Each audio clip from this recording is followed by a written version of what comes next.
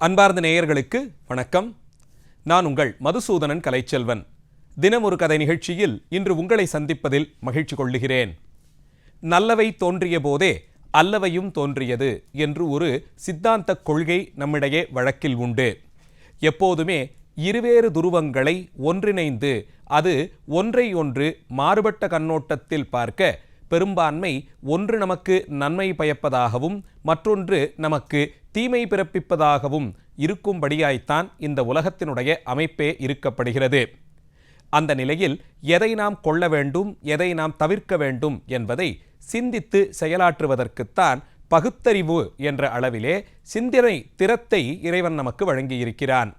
இது நமக்கு நன்மை பயக்கும் என்பதை எதை கொண்டு அறியலாம் என்று கேட்டால், சுலபமாக சொல்ல வேண்டுமென்றால் நம்மை விடவும் பெரியவர்கள் அனுபவத்தால் கண்டடைந்த நன்மை தீமைகளை எடுத்து சொன்ன விதத்தில் அதை அப்படியே ஆமோதித்து அதை ஏற்றுக்கொண்டு நன்மையை இவர்கள் உற்று உணர்ந்து சொல்லியிருக்கிறார்கள், அதனால் அதை நான் கடைபிடிக்கிறேன் என்று கொள்ளலாம்.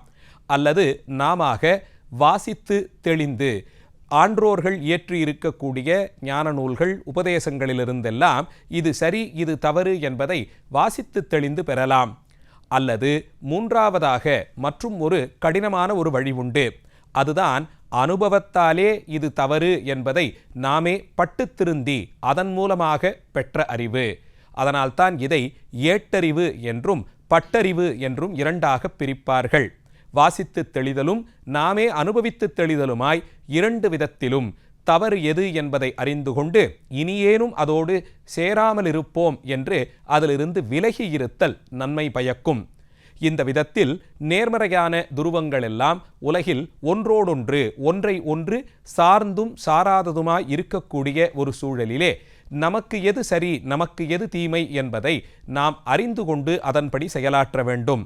அந்த விதத்தில் உடம்பு ஆரோக்கியம் சார்ந்து என்று பார்க்கும்போது பெரும்பான்மை இன்றைய சூழலிலே உலகம் நகர்ந்து கொண்டிருக்கக்கூடிய இந்த வேகத்தில் நாம் உண்ணும் உணவு, சுவாசிக்கும் காற்று, பருகும் நீர், வாழ்வாதார நிலை, சுற்றுப்புறச் சூழல் இவைகளெல்லாம் ஏதோ ஒரு விதத்திலே மாசு கலந்ததாகவே இருக்கும்படியான ஒரு தோற்றமும் அதிலிருந்து நம்மையே நாம் காத்து கொள்ள வேண்டியதின் அவசியத்தையும் பார்க்கிறோம். மருத்துவ வசதிகள் பெருகிவிட்டன என்று நாம் சொல்லும் போதெல்லாம் பெருமைப்படுவதா, அல்லது மருத்துவத்திற்கு தேவை ஏற்படும் விதமாக இத்தனை தூரத்திற்கு தேவை ஏற்படும் விதமாக உடல்நிலை மோசமாய் கொண்டு போகிறதே, இயற்கையாக நமக்கு கிடைக்க வேண்டிய நல்ல சத்து பொருட்கள் எல்லாம் இல்லாமல் போகின்றதே என்று வருந்துவதா என்று அறிய முடியாத குழப்பத்தில்தான் நாம் இருக்கிறோம். அந்த விதத்தில் உடல் மாசடைகிறது என்ற தலைப்பிலே பேசும்போதெல்லாம் நம்முடைய பழக்க வழக்கங்களிலே ஏற்பட்ட மாற்றம் என்று பார்த்தால் இந்த நூற்றாண்டில், அதிலும் கடந்த 50-60 ஆண்டுகளுக்குள்ளே இங்கே பெரும்பான்மையாக பேசப்படும் ஒரு விஷயம்தான் புகையிலை. புகையிலையை வெவ்வேறு விதத்திலே நாம் உட்கொள்ளும் போது அதை மென்று தின்னும் வழக்கம் உண்டு. அதை மெல்லும் போது அதிலிருந்து பெறப்படும் ரசம் அதை உண்டு சுவைத்து உமிழ்ந்து என்று பல நிலைகளிலும் அதை உட்கொள்கிறோம். அதைவிடவும் அதிகமாக புகைப்பிடிக்கும் பழக்கம் என்பதை கொண்டால் சுருள்களாக, புகையிலை சுருள்களாக மாற்றப்பட்டு அதிலே தீயிட்டு பொசுக்கி அதிலிருந்து பெறப்படும் அந்த சுவாசத்தை உள்ளே கொண்டு சென்று அதையே நாம் சுவாசக்குழாயின் வழியாக நுரையீரல் வழியில் கொண்டு போய் அது ஏதோ ஒரு விதத்திலே உடலுக்கு ஒரு கிளர்ச்சியை கொடுப்பதாக நினைத்து கொண்டு அதை இன்னும் அதிகமாக பயன்படுத்த தொடங்குகிறோம். பல நேரங்களிலும் மனம் சஞ்சலப்படும் போது அதை ஆற்றுவதற்கு என்று புகைப்பிடிக்கும் பழக்கம் துணையாக இருப்பதாக அறிந்து கொள்கிறார்கள் நிறைய பேர்கள். ஆனால் வாஸ்தவத்தில் சிந்திக்கும் திறனை அது சற்று நேரம் இல்லாமல் செய்து நம்முடைய மனதை மாற்றுப்படுத்துகிறது, கூடவே மாசுபடவும் செய்கிறது. இப்படி புகைப்பிடிப்பதை எத்தனை தூரத்திற்கு நாம் இன்றைக்கு கைகொண்டிருக்கிறோம் என்றால், பள்ளிச்சிறார்கள் முதல் கல்லூரி இளைஞர்கள் வரையிலும் கூட புகைப்பிடிக்கும் பழக்கத்திற்கு அடிமையாய் போய்விட்ட அவல நிலை பல்வேறு நாடுகளிலும் இருக்க காண்கிறோம். 18 வயது வரையில் இந்த புகையிலை பொருட்கள் விற்பனை செய்ய தடை என்று கூறினாலும் கூட 18 வயதிற்கு மேல் அதை கொள்ளுதல் சரியா என்ற ஒரு கேள்வியும் இங்கே நிலவுகிறது. அதை ஒரு அளவிற்குட்பட்டு பயன்படுத்தினால் போதும் என்ற அளவிற்கு அரசாங்கங்கள் தள்ளப்பட்டிருக்கும் நிலையில்தான் வயதை குறித்து இப்படி ஒரு விமர்சனத்தை கொண்டு வந்திருக்கிறார்கள். இன்னும் சொல்லப்போனால் தயாரிக்கப்படும் புகையிலை சார்ந்த பொருட்கள் எல்லாவற்றின் அட்டையிலும் இத்தனை வயதிற்குட்பட்டவர்களுக்கு இந்த பொருள் விற்கப்படக்கூடாது என்றும் இதை தொடர்ந்து பயன்படுத்தி வந்தால் அது என்ன மாதிரியான நாசச் செயல்களிலே கொண்டு போய் நம்மை சேர்க்கும் என்பதையும் குறித்து அறிவுரை வழங்க வேண்டும் என்றும் வரையறை செய்யப்படுகிறது. இந்த நிலையில் இதன் மூலமாக நேரடியாக புகைப்பிடிக்கும் பழக்கம் இருப்பவர்கள் பாதிப்படைவதை விடவும் மறைமுகமாக அவரை சுற்றி இருப்பவர்கள், நண்பர்கள், குழந்தைகள் அதிகமாக பாதிக்கப்படுகிறார்கள் என்பதை நினைக்கும் போது சமுதாய அளவிலே இதை தடுத்து நிறுத்துவதற்கான ஒரு மிகப்பெரிய பொறுப்பு நம்மிடையே இருப்பதை அறிந்து கொள்ளலாம். அதனால்தான் உலக அளவிலே இது மிகப்பெரிய பேசுபொருளாய் மாறிப்போயிருக்கிறது. ஆயினும் புகையிலை பயன்பாடு, அதனுடைய தயாரிப்பு, அது சார்ந்து இயங்கக்கூடிய பல்வேறு நிறுவனங்கள், அதை சார்ந்து இருக்கக்கூடிய அந்த நிறுவன தொழிலாளிகள் என்று பல்வேறு நேரடி மற்றும் மறைமுக காரணங்களாலே உலகம் முழுவதிலும் இதை எதிர்த்து முற்றுமுழுசுமாய் இதை நிறுத்தி வைப்பதற்கு வாய்ப்பில்லாமல் போய்விட்டது. அதனால் நாமே தனித்த நிலையில் ஒரு பொறுப்புணர்ச்சியோடு செயல்பட்டாலன்றி இதை நாம் முழுமையாக நிறுத்த முடியாதோ என்ற சந்தேகம் எழவே அதனால் ஏற்பட்ட பேச்சுவார்த்தைகளில் மக்களிடையே இது குறித்த விழிப்புணர்வை ஏற்படுத்துவதுதான் புகையிலை பழக்கத்திலிருந்து நம்மை காத்து தரும் என்ற அளவில் பல்வேறு முயற்சிகள் எடுக்கப்பட்டன. ஒவ்வொரு நாடும் புகையிலை தயாரிப்பதற்கென்று தனியே மிகப்பெரிய அளவில் விதிகளை வலியுறுத்துகின்றன.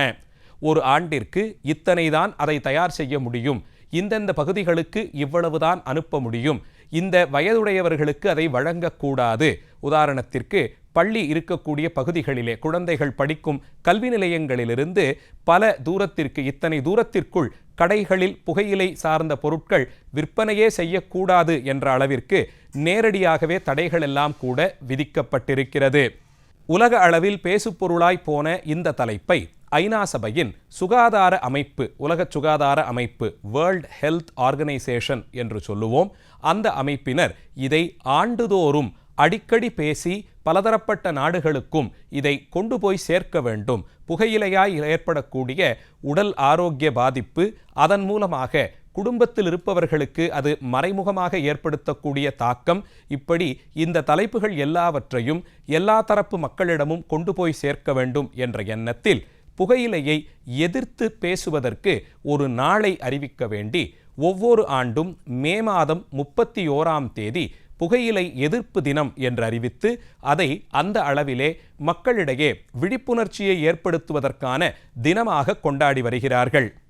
அந்த ஒரு நாள் நாம் ஒவ்வொருவரும் நம்மிடையே புகைப்பிடிக்கும் பழக்கம் இருப்பவர்கள் நேரடியாக இந்த ஒரு நாள் முழுவதும் நான் புகையிலை பயன்படுத்த மாட்டேன், அது சார்ந்த எந்த பொருளையும் எந்த விதத்திலும் நான் பயன்படுத்த மாட்டேன் என்று பிரதிஜை செய்து கொண்டு நம்மளவில் அதை ஒரு நாளுக்கு கைவிட வேண்டும். உலகம் முழுவதும் இப்படி ஒரு முடிவிற்கு வந்து அதை வேண்டாம் என்று ஒரு நாள் பொழுது தவிர்த்தாலும் கூட அது மிகப்பெரிய அளவிலே ஒரு மாற்றத்தை ஏற்படுத்தும். உண்மையில் ஒவ்வொரு நாளும் உலகின் எல்லா நாடுகளிலும் புகைப்பிடிக்கும் பழக்கம் இருப்பவர்கள் மட்டும் அவர்கள் வெளியேற்றக்கூடிய அந்த அமிலப்புகை எவ்வளவு பெரிய பாதிப்பை ஏற்படுத்துகிறது என்பதை கணக்கின்படி பார்த்தால் நம்மை பயம் கொள்ளச் செய்யும் அளவிற்குத்தான் அது இருக்கிறது. அதனால் ஆண்டொன்றிற்கு ஒரே ஒரு நாள் உலகம் முழுவதும் புகைப்பிடிக்காமல் இருந்து விட்டாலும் அதுவே மிகப்பெரிய நன்மை செய்யக்கூடிய அளவிற்கு மாற்றும் என்று நம்பப்படுகிறது. அதனால் கடந்த சில 10 ஆண்டுகளாக உலக புகையிலை எதிர்ப்பு தினமாக மே மாதம் 31ஆம் தேதியை அறிவித்து ஒவ்வொரு ஆண்டும் வளர்ந்து வரக்கூடிய நாடுகளில் குறிப்பாக இது குறித்த விழிப்புணர்ச்சியை ஏற்படுத்துவதற்கென்று நிதி உதவியும் செய்யப்பட்டு அந்தந்த நாடுகளிலே குழந்தைகளுக்கும் கல்லூரியில் படிக்கக்கூடிய இளைஞர்களுக்கு குறிப்பாக இதை குறித்த விழிப்புணர்ச்சியை ஏற்படுத்துகிறார்கள். பல நாடுகள் அன்றைய தினம் நிச்சயமாக பள்ளி கல்லூரிகளிலே அது குறித்து விழிப்புணர்ச்சி நிகழ்ச்சிகளை நடத்தவும் பேரணிகளை நடத்தவும் வலியுறுத்துகின்றார்கள்.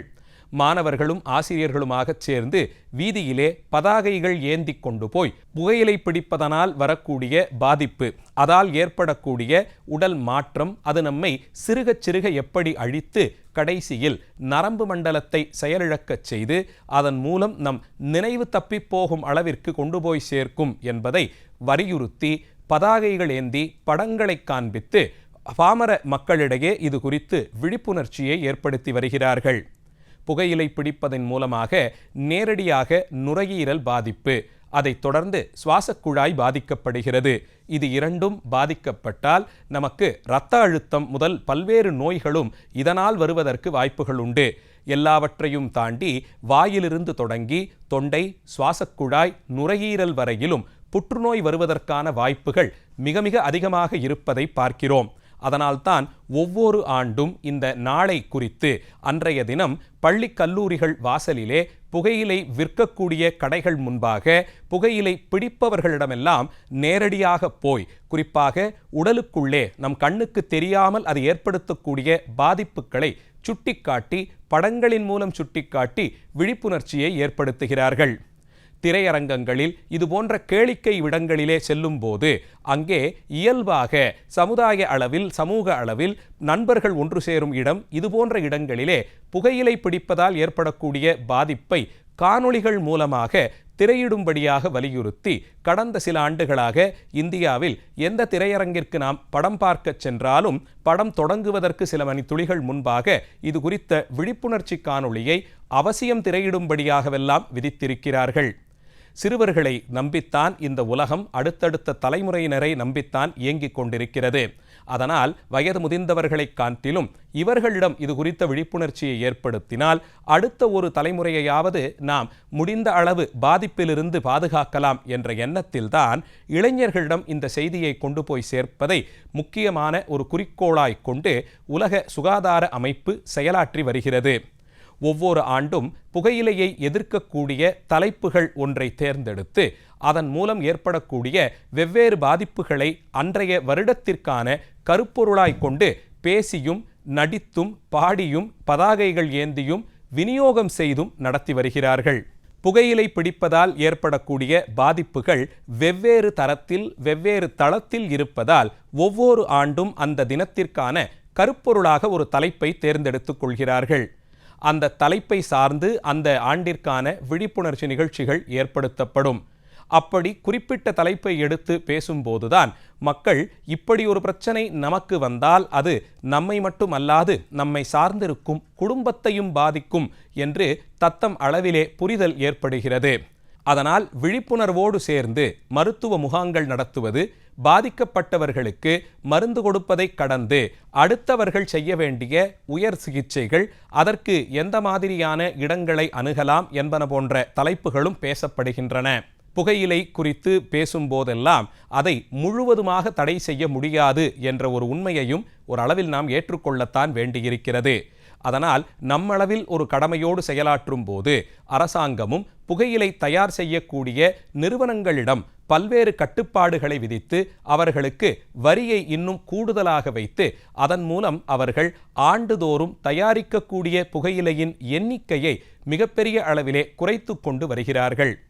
அதோடு கூடி அவர்களையும் முழுவதுமாய் நிறுத்தும்படியாய் சொல்ல இயலாத காரணத்தால் அவர்களிடமிருந்து பெறப்படும் இது போன்ற புகையிலை முதலிய வஸ்துக்களுக்கு விதிக்கப்படும் வரி அது ஏற்றப்படுவதால் மக்கள் இத்தனை செலவு செய்து இதை பெற வேண்டுமா என்றொரு எண்ணம் வந்து அதன் மூலம் அதிலிருந்து மீளுவதற்கும் வாய்ப்பிருப்பதை பார்க்கிறோம். அந்த அளவில் புகையிலை நிச்சயமாக ஏதோ ஒரு விதத்தில் நமக்கு நேரடியாகவோ மறைமுகமாகவோ ஒரு பாதிப்பைத்தான் ஏற்படுத்தப் போகிறது. கண்ணுக்கு தெரியாமல் சிறுக சிறுக வளர்ந்து கொண்டே போய் திடீரென்று நாம் எதிர்பாராத நேரத்திலே புற்றுநோய் முதலிய மிகவும் பெரிய அளவிலான அசம்பாவிதத்திலே அது கொண்டு போய் நம்மை தள்ளலாம். இது குறித்த விழிப்புணர்வை அடுத்த தலைமுறையினரிடம் கொண்டு சேர்ப்பதின் அவசியத்தை உணர்ந்துத்தான் உலக சுகாதார நிறுவனம் இந்த தினத்தை மே மாதம் 31ஆம் தேதியை புகையிலை எதிர்ப்பு தினமாக கொண்டாடி வருகிறார்கள். புகையிலை எதிர்ப்பு தினம் குறித்தும் அதன் பின்புலம் குறித்தும் இன்றைய நிகழ்ச்சியிலே பார்த்தோம். நாளைய தினம் மீண்டும் ஒரு கதையோடு உங்களை சந்திக்கிறேன். நன்றி, வணக்கம்.